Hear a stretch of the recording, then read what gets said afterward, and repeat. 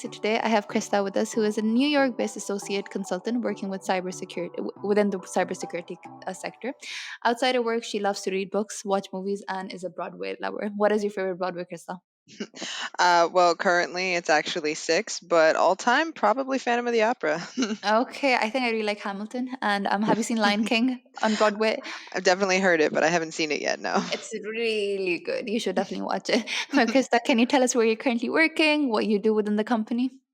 Yeah. I actually work at Hamlin Williams. It's an international recruitment firm. I actually recently got an internal promotion, so I am no longer on. Congratulations. Thank you. So I am no longer on the cybersecurity team. I am actually part of the internal talent acquisition team as a talent acquisition executive. Okay, and what got you into this? What got you into recruitment? What got you into talent acquisition specifically? Well, actually, back in college, I had started as a French major, and when I had decided to change my major and kind of keep that as a hobby and a passion, but focus on something else as a career, I was trying to figure out what I wanted to do with my life, and I had actually been in a sorority in college, and I technically had some kind of experience just reaching out to people and kind of having a mutual experience to see if I had something that they would be interested in. And then I thought maybe human resources would be a good job because everyone needs a human resources department, and I figured that meant job security. But it was just so much administration, and it was very, paper pushing. And then when I had found recruitment, I was just like, oh wow, there's a competitive edge. Everyone has a completely different but such a vibrant personality. So that I loved that kind of world and that environment. So then I decided to find that kind of role, but in an environment for me, and that's when I finally matched with Hamlin Williams, and it was just a match made in heaven. Well, I'm glad you found it through actually working out and reaching out to people in sororities, and you realize, oh, okay, this is something that I want to do. Because I think a lot of times people don't even have that calling where people just feel lost where they go to work and they don't enjoy it. But you're clearly in a space where you realize you're having fun, you're making a lot of good connections. So that sounds amazing, and I'm really happy for you for that. Thank you. So, Krista, you've been in the talent acquisition for quite a while. Can you maybe tell me about the most memorable experience that you've had with a candidate when you spoke to them and you were like, okay, this candidate I definitely need to forward to? Yeah, and I actually still talk about him to this day. He was one of the coolest people I had ever spoken to. I was trying to fill a higher level, more executive type role, so I needed someone who had years of experience, who really knew what they were doing. And at this point, I was working on the cybersecurity team, so it was basically someone who wanted to kind of just take free reign of an entire function and like play with it and make it theirs. So I had to find someone who was creative and figured out how to find the exciting parts of cybersecurity. So I was reaching out to all of these heads of industry. I was trying to have these conversations, and then there was this one person, and he was one of the coolest guys I had ever spoken to in my life. He was just like, oh yeah, I've traveled around the world. I spent 3 years in this country, 3 years in this country, and actually I recently just spent 5 or 6 years in Dubai helping them completely automate their entire city. So now there's certain hotels that you can stay in where you can call your elevator from your phone. It'll only take you directly up Wow.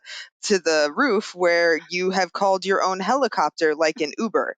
All of it is connected. And I was just like, this is what you did as a job? He was like, yeah, it was one of the cool. I was floored, and I'm just like, yeah. So I know the guy who automated Dubai, and it was, like, Wow.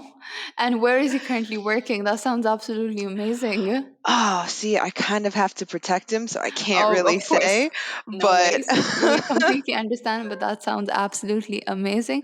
And what was the part where you were like, as in like, okay, the project was really interesting, but was there something about his personality where you were like, okay, he's definitely seen someone that could be a great value to a team? when I just asked him, I had posed the question, have you ever built a security function of your own? And the way that he answered was just, I created a platform where people could literally be free to explore what deep security really means. And he wasn't, it wasn't that he wasn't a micromanager, because I mean he wasn't. He was a great delegator. He was a fantastic, like, he seemed like someone, I wasn't even in a kind of field where he would have ever been my boss, and I wished I could have worked for him. And I was just like, I understand that if you are the head of something like this, that people, the best of talent is going to flock to work with you. And on top of that, you're the best of the best, so you know what you're doing and you can actually help guide an entire organization into the right direction. And that's the kind of thing that That I'm makes looking sense. for, you know? Wow, that makes sense. Wow, that's kind of definitely sounds amazing, and I'm glad you came across someone like him. And Krista, can you maybe elaborate a little more on what are some things that makes a candidate stand out when they're applying for jobs? It could be regarding cybersecurity because you've been in that space, or it could be general, whatever you think could be a better value to the listeners out there. Yeah, well, actually, now that I'm hiring internally, it's kind of one of my biggest jobs to see or try to find the things that make people stand out.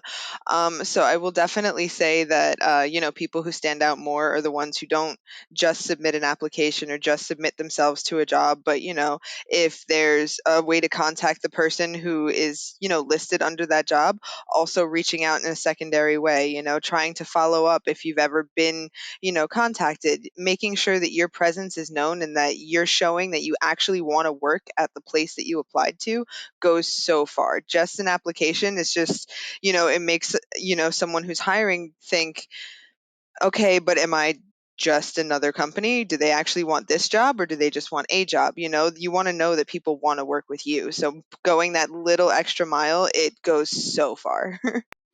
Okay, but that brings me to my next question. So, a lot of recruiters usually say that you should personalize your resume based on the job that you're applying to.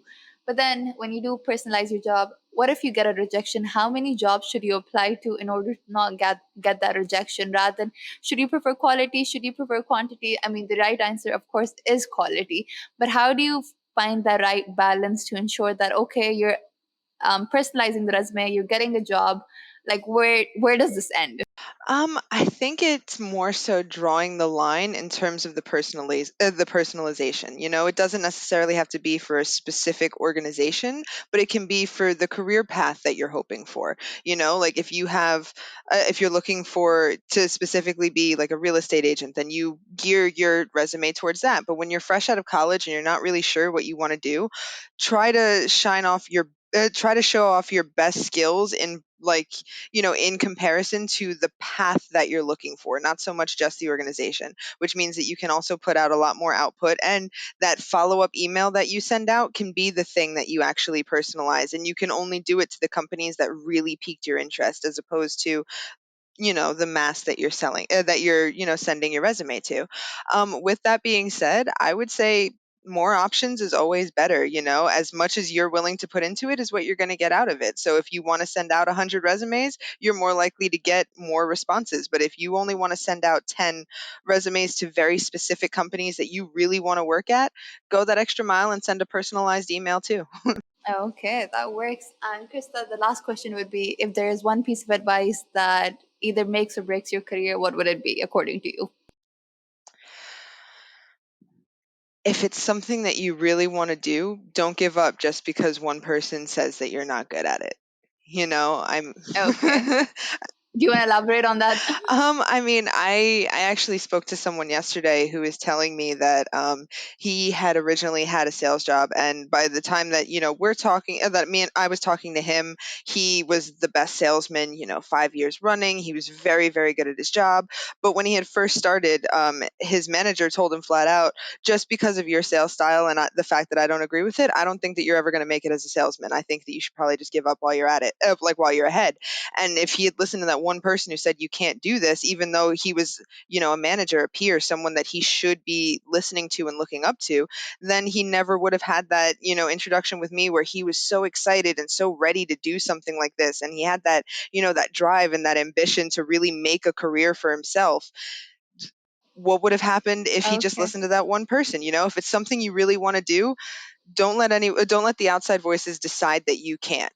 prove them wrong. Okay, thank you so much. That's definitely really helpful because I think a lot of people just are scared of rejection, and it's the hardest thing to actually get through that rejection. But thank you so much for coming on the show, Krista. It was an absolute pleasure. Our time is up, and I hope you have a great rest of your day. And I hope you continue to find and come across such great, amazing people who help in automating Dubai. Thanks, and thanks for having me.